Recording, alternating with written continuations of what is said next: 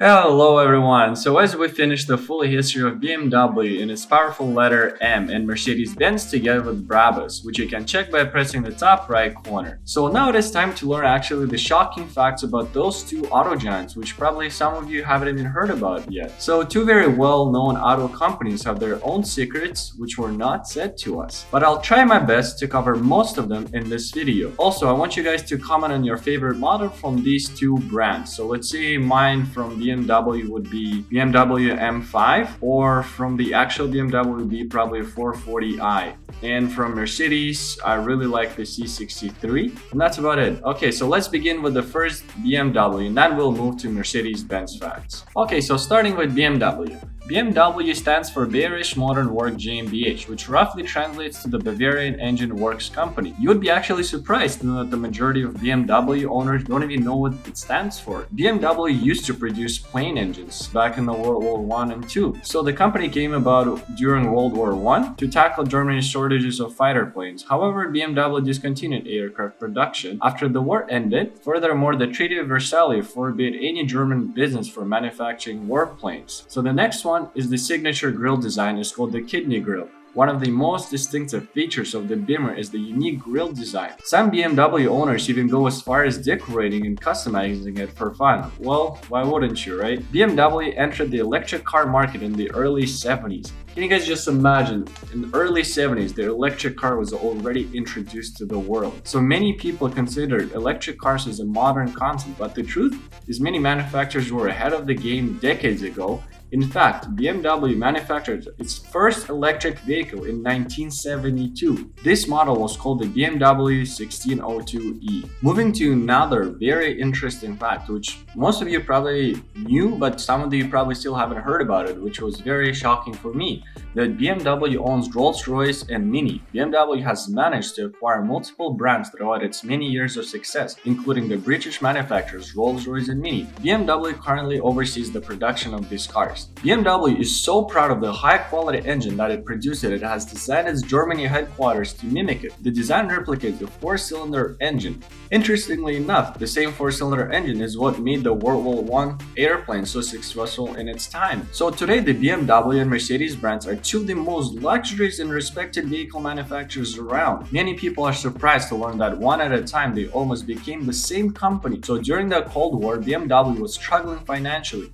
In its parent company at the time, Daimler-Benz, attempted a hostile takeover. BMW shareholders did not agree and fought back very aggressively. BMW mechanics, employees, and families rushed to buy up the stocks. Eventually, Herbert Quandt came in and bought up the majority of the shares, keeping BMW in its rivalry with the Mercedes brand of law. So, quick question for you guys. What do you think BMW made first, the car or the motorcycle? Comment down below. So let's find out about it together. In 1919, BMW built its first motorcycle engine. In 1923, manufactured the first BMW motorcycle. But it didn't build its first car until 1928. 5 years later, it basically took them to come out with their own car. So back in 1962, the four-cylinder engine designed for BMW's M10 rated 75 horsepower with a few engineering upgrades. The same engine design was used by the car that won the 1983 Formula One championship, driving behind the 1400 horsepower. So what we can take from this? Even old BMW engines can move. They can still move. The next one is BMW once produced a bubble car. With its egg-shaped and bubble-like windows, the BMW Zeta is perhaps the most out-of-character vehicle that became part of the BMW family. So after finishing BMW facts, now we're gonna move to Mercedes-Benz facts. So let's see if Mercedes can surprise us same as BMW did. So starting with Gottlieb Daimler inevitably invented the first motorcycle when Daimler created a vertical one-cylinder engine in 1885 that ran on the gasoline. He stuck it into a wooden frame based off of a bicycle. This cool contraption, marked the Daimler Radwagen riding wagon, or Insport, the single track, is now considered the very first true motorcycle. So the first Mercedes-Benz introduced the modern automobile to the world. Karl Benz patented his three-wheeled petrol-powered motor wagon in 1886, which is why Bertha Benz proceeded to take on a 120-mile tour through Germany without his knowledge. It was powered by 954cc single-piston, four-stroke engine that boosted a blistering for that time 0. 0.9 horsepower. Can you guys imagine? So the first car that was ever produced had 0.9 horsepower, where nowadays the stock cars coming with 300, 400, 500, even 700 horsepower. But the first one ever made was 0.9 horsepower. It's very hard to believe, but it's very interesting to know. So moving on to the next one, Mercedes-Benz made a hybrid vehicle in 1906. Early car companies toyed with a mix of electric car and gasoline-powered vehicles before pure petrol-powered engines took over. And Mercedes-Benz Mixtape model was their first true hybrid. It had a gas engine in front of the dynamo that supplied spark for the two motors, the rear hubs. The Mixtape had a claimed top speed of 75 miles per hour. They're the first to stick brakes and suspension on all four wheels by the summer of 1924. All Mercedes-Benz cars had brakes on all four wheels, helping to solidify the company's commitment to safety. Then in 1931, they introduced the Mercedes-Benz 170, which had suspension on each corner of the vehicle, leaf springs in the front, and an innovative coil spring setup in the rear. Safety crumple zones appeared first on the Mercedes-Benz. In 1951, when the most American cars subscribed to the more metal and safer philosophy, Mercedes-Benz engineer Beta Bernie research led to a pattern on the special cells within the car body that would deform upon impact. This crumple zone helped redistribute the force of impact during a crash, ended up being implemented in Mercedes-Benz cars in 1959. Very interesting to know. So basically, if the car crashed, the certain zones of the car will crumple in a different way, which makes the cars much more safer back in the day. So moving to the next one, Mercedes-Benz high-performance tuning arm AMG started in the German garage. Currently, more than 50 cars in Mercedes-Benz book are AMG vehicles, meaning they contain the brute power of magnetically massaged engines and sublime handling of race-tuned suspension inside relatively mild-mannered models. Mercedes-Benz officially recognized the iconic performance brand, which was founded in the 60s by two former Daimler-Benz motorsport engineers after their heavily modified 300 SEL 6.8 sedan called the Red Pig took second place at the 24 Hours of Spa in 1971. AMG was officially brought into the fold in 1990. Mercedes-Benz first unveiled a self-driving car over 2 decades ago. Self-driving cars are having their moment now, but way back in the 90s, Mercedes-Benz developed an autonomous system installed in 1995 W140 S-Class. Can you guys imagine in 1995, Mercedes-Benz already came out with a self-driving car,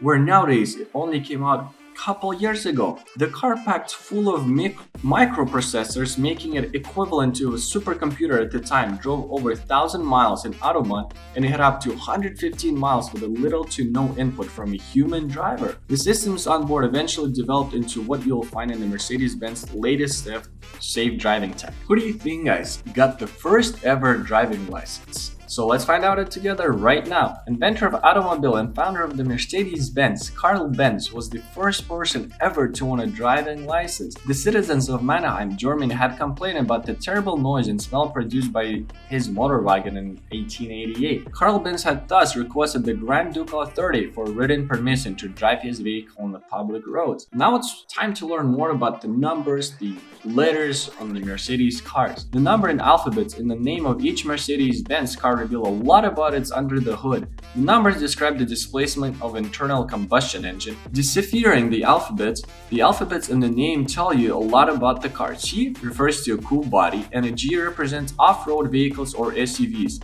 D is for the diesel engine, E describes the type of the engine, and K is for an engine that has a supercharger. The world's first filling station, where would that be? Well, on the historic road trip, Bertha Benz had to stop at the Weisslich to refuel the automobile. This makes the Weisslich Pharmacy the world's first filling station. Bertha Benz decided to go up for the road trip to promote her husband's invention. On the road, she deeply influenced hundreds and hundreds of individuals who also frightened a few because motorized coach was pretty rare sight in those days. The next one is what the actual silver arrow rises for. The distinct Mercedes-Benz silver color finds its roots on the racing track. In 1934, before the Eiffel race, the paint of the aluminum-bodied Mercedes-Benz race car was scrapped off to reduce its weight. The resulting silver racer was victorious, and the brand discovered its signature silver color, and the legend of the silver arrow rose. Cars which smell better. Well, whenever you guys buy a brand new car from a dealership, it always smells good, right? So, but do you ever get fascinated by the typical new car, since the designers of Mercedes-Benz love to